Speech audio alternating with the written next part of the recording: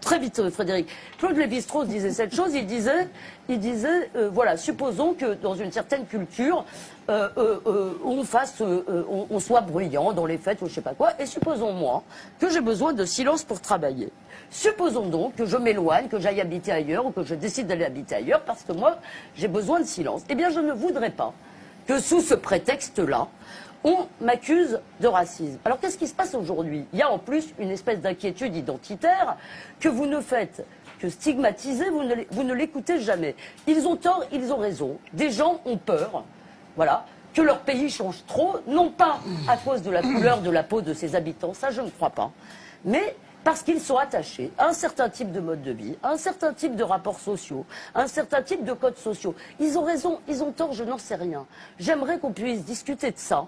Mais je pense que la prise en compte de la complexité, de la nuance est importante. Si vous traitez de raciste toute personne qui pense des choses pareilles, si vous traitez de raciste toute personne, si vous voulez, qui dit qu'il peut y avoir des problèmes avec l'immigration, alors les gens vont finir par se dire que c'est pas très grave d'être raciste. Moi, je ne confonds pas raciste et assimilationniste, par exemple. Hein. Je pense que vous parlez de gens qui aimeraient que les étrangers qui viennent épousent, je ne sais pas, le mode de vie d'ici, la culture d'ici, un peu plus.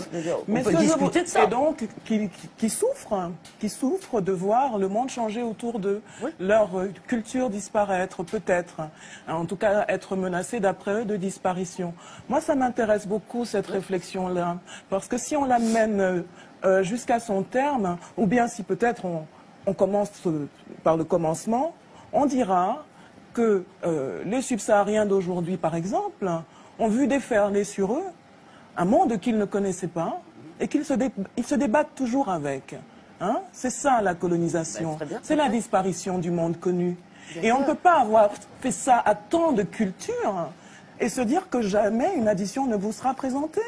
C'est impossible. Ah ben oui. Vous pensez que c'est l'addition? Mais c'est l'histoire. C'est la conséquence. C'est l'histoire. C'est la conséquence de l'histoire. Ah bon, bah donc moi je croyais... C'est pas un calcul. Donc vous dites c'est une Je pense que c'est le fait. Je pense que c'est un fait. Je pense que les gens ne comprennent pas le monde dans lequel ils doivent vivre dans certains espaces et qu'ils pensent que ce sera mieux ailleurs. Ils n'arrivent pas à savoir quoi en faire de ce monde qu'on leur a laissé et dont ils n'ont toujours pas les clés. Hein? Et donc voilà, ils essayent de survivre, les gens. Ils essayent de survivre, les gens. Je pense que c'est un peu dangereux de dire cette affaire de facture. Mais je pense que, peut-être que c'est exagéré, mais je le dis. Je le dis. Je suis une personne sensible, je ne suis pas une intellectuelle, je suis une artiste. Donc je pense que je peux m'exprimer de manière un peu émotive et qu'on m'excusera. On m'excusera pour ça. Mais je crois que sur le fond, je n'ai pas complètement tort. Hein, sur la disparition du monde connu, on peut en parler, hein, de la disparition du monde connu dans plein d'espaces. Les Amérindiens peuvent en parler, les Subsahariens peuvent en parler. Et qui a fait disparaître le monde connu? Et donc les gens qui ont souffert doivent... Non, je ne dis pas ça, mais je dis que l'être humain cherche l'endroit où il peut survivre. Oui, mais ça... Et qu'aujourd'hui, par exemple, un espace comme l'Afrique subsaharienne n'appartient pas aux subsahariens, mais aux multinationales occidentales, et que c'est un droit pour les gens d'aller survivre ailleurs. Et c'est cet ailleurs, c'est l'Europe pour eux de manière logique. Ils vont venir, et ils vont venir avec leur bagage identitaire, ce qu'il en reste du moins. Hein, parce que les gens ne sont pas des coquilles vides. Et peut-être qu'on peut aussi s'adapter un peu et faire un peu comme les Romains avant. Ils s'adaptent en restant un peu eux-mêmes.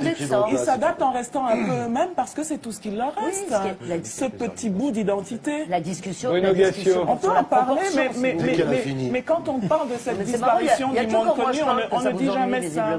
On ne dit jamais que d'autres l'ont vécu avant. Et ces autres qui l'ont vécu avant, ils ont une bonne nouvelle pour vous. On n'en meurt pas de la disparition du monde connu, on invente autre chose. C'est ça qui va se passer. Et c'est déjà en train de se passer. Donc n'ayez pas peur.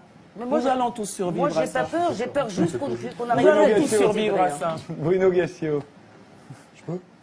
C'est marrant, quand elle parle, vous lui dites pas je peux. Mais apparemment, quand moi je parle, ça vous ennuie beaucoup. Je suis navrée. J'ai très peu demandé à Frédéric de ne plus m'inviter. Je rattrape. C'est pas ça, c'est qu'elle sait finir une phrase. Ah oui. Et elle a appris à finir une phrase. Ben oui, mais moi j'ai pas appris. J'espère que vous m'apprendrez à faire des bonnes blagues et à finir mes phrases, cher Bruno. Donc je pense profondément que je vais mettre les pieds dans le plat un petit peu. La France est un pays profondément raciste. Et on en a, nous les Blancs, je veux faire, le côté raciste. 400 ans d'esclavage, 350 ans de colonisation, ça ne s'efface pas comme ça. Et on a toujours le sentiment, nous, Blancs, que l'on doit aider le noir à s'intégrer chez nous. On doit aider l'arabe à s'intégrer. On a une espèce de paternalisme qui traîne comme ça, toujours, toujours, toujours et toujours. Je vais vous raconter une histoire d'un ami à moi que je ne citerai pas parce qu'il ne m'a pas autorisé à le faire et qui ne sait même pas que je veux parler de lui, qui est chirurgien. C'est un très grand chirurgien. Il change le cœur et les poumons des gens. Il se trouve qu'il est algérien. Il a fait ses études en France. Et on le laisse faire son travail de chirurgien tant qu'il opère. Lorsqu'il demande à être entendu, à être professeur, à dire, par exemple, on pourrait faire fonctionner l'hôpital différemment, on lui fait comprendre qu'en tant qu'Algérien et en tant qu'homme accueilli chez nous, il faut qu'il la ferme. C'est un peu comme s'il travaillait dans un garage. On lui dit, tu sais réparer les bagnoles, mais tu dirigeras jamais le garage. Et la France en est encore là. Et je crois que vous avez tout à fait raison. La colonisation, ce qu'on a fait à l'Afrique, à un moment, ça nous revient dans le pif. Parce que là-bas, il y a une telle misère. On a créé une telle misère, de tels déséquilibres, que les flux migratoires viennent chez nous. Ils viennent vers nous. Et nous, on se dit encore, quand ils arrivent, oh, ben, on va vous expliquer comment il faut faire, les gars. Si on leur foutait la paix, déjà, chez eux, on les laisserait faire avec leur culture. Et quand ils arrivent avec leur culture, c'est pas à eux de s'adapter à 100%. On doit aussi s'adapter un peu. On s'est adapté à la musique, on s'est adapté à la bouffe. On peut aussi sans doute s'adapter à d'autres trucs. On peut s'adapter à d'autres